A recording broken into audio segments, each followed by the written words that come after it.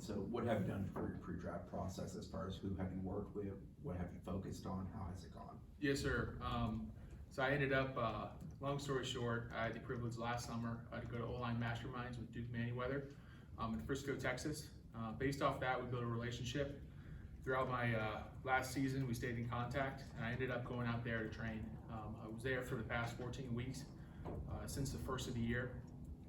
Having some fun training with some of the best offensive linemen in the country, tuning in my craft, my lateral movement, my quick explosion, and I dropped over 27 pounds during that time period.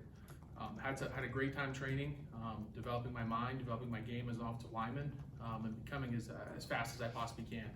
Trying to turn myself into a track athlete of some sort. Brendan?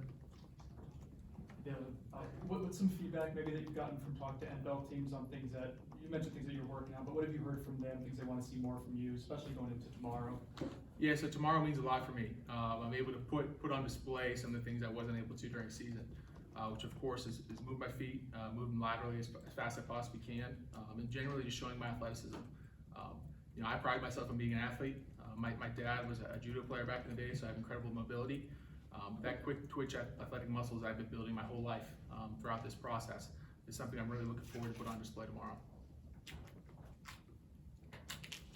Ira?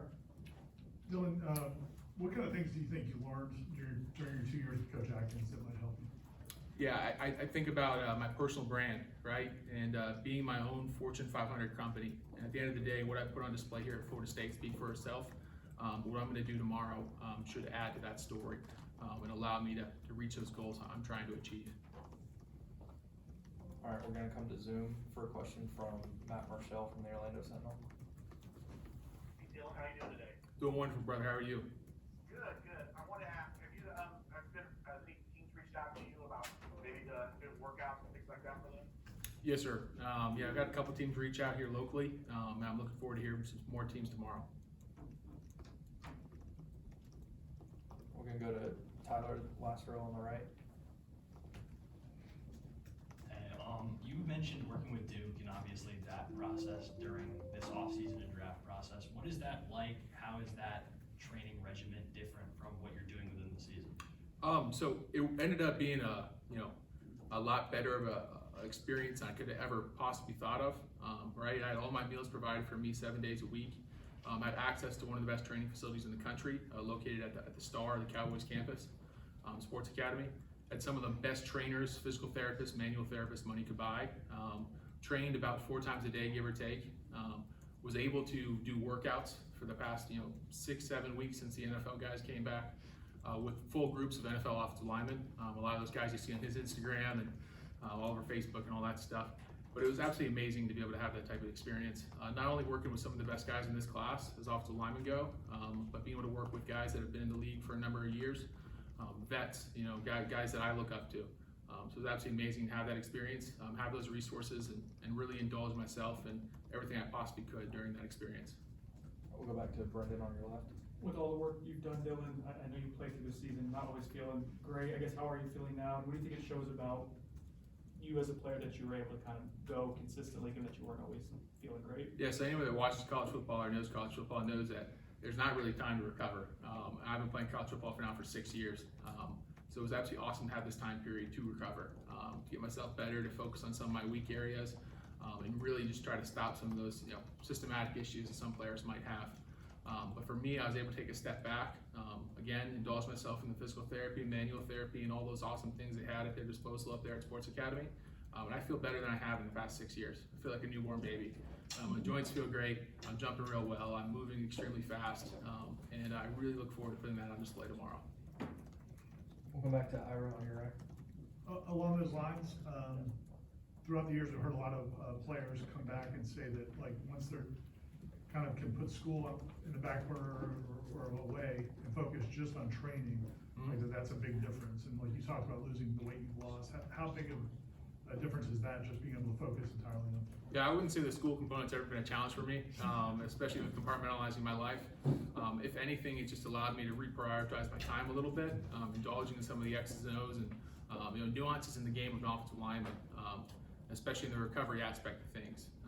But again, this time period's been great for me, but it hasn't necessarily changed anything that I have been doing. I've been treating myself and living every day like a pro athlete for the past 3 or 4 years since I made that transition in my life, but really hasn't changed much for me. Just reprioritized some certain things and allowed me to indulge in some of the things that really helped me change my body. I'll go to Essen, second row on your left. Dylan, you mentioned, building your own brand at Florida State. What have you learned on the business side in the NFL, talking to coaches, agents, other players in this process as well? Yeah, I mean, we met with all different types of folks in the classroom when I was at Sports Academy with Duke Mayweather. Like Richie Incognito, he came in and we got to hear about his perspective of his time in the league, time outside, how he, put together his brand, put together all the money that he's brought throughout his lifetime. But it's been incredible to have those experiences, meet those individuals. What I learned at Florida State, again, is about the proof's in the pudding. It doesn't matter who you are, it doesn't matter what school you're coming from. If you're able to play football, you're going to play football. Coming from 2 radically different locker rooms compared to Notre Dame to Florida State allowed me to have the experience of coming into an NFL team. I know Florida State is an NFL team, but at the end of the day, it allowed me to show what I'm able to do coming into a new culture, proving myself, and earning the trust of a program and every single individual on this football team to be able to go out there and perform at the best of my ability. Go back to Brendan, front row on your left. I'm not sure if you've been able to make it out to any spring practices, but before the snap, the offensive linemen are still doing the fist bump. Yep. For you to leave that here in that culturally, I guess, what does that mean for you? Yes, sir. Every day when I wake up in the morning, I'm thinking about how I'm going to be remembered, what my legacy is going to be, and that's something that I've been trying to do ever since I first got here and went to Bobby Bowden's funeral. It's something for me. The offensive line here is in a great spot. I've been watching all the highlight tapes you guys have been putting out for the past couple weeks at the end of each practice. And it's been incredible to see the development of the offensive line, how Coach Atkins hasn't, stopped and changed his perspective of the way he's treating the guys, and the amount of competition in the room. Once you have success like we did last season, it's really easy for individuals to get complacent in every group. From quarterback to running back to the defensive side of the ball to the offensive line. You can have guys that have been, brought into positions and just assume they have that position next year. But bringing in the amount of talent that Coach Atkins did, and more talent I'm sure is sure to come here in the summer, it's absolutely incredible what he's done. So I really look forward to watching some more of that competition. I've heard some good things from some young guys, surprisingly, and a lot of the old guys are still holding their own. So I look forward to seeing how that competition plans out or plays out. But I'm really proud of those guys that are definitely continuing all the work that I did here at Florida State. We're going to come back to Zoom for Matt Marshall. Dylan, along those lines, when you look at where Florida State has been and where it's going right now, you talk about your legacy and how leaving the legacy there. What do you think about this program moving forward? Do you think it's back on track, and how big of a part of feedback you will involved in? Yes, I've talked about the development of the culture here at Florida State, the ebbs and flows, and what else happened over the past 3 seasons, the 2 I was here and the 1 where Coach Norvell was here when I wasn't. It's been incredible to see the buy-in from the players. And as you start to have this type of success that we've had over the past season, like I said, it's easy to get complacent. It's easy for individuals to fall into jobs that they've already had, and it's easy to try to follow the same stuff that's worked. But I'm really excited to see this football team perform.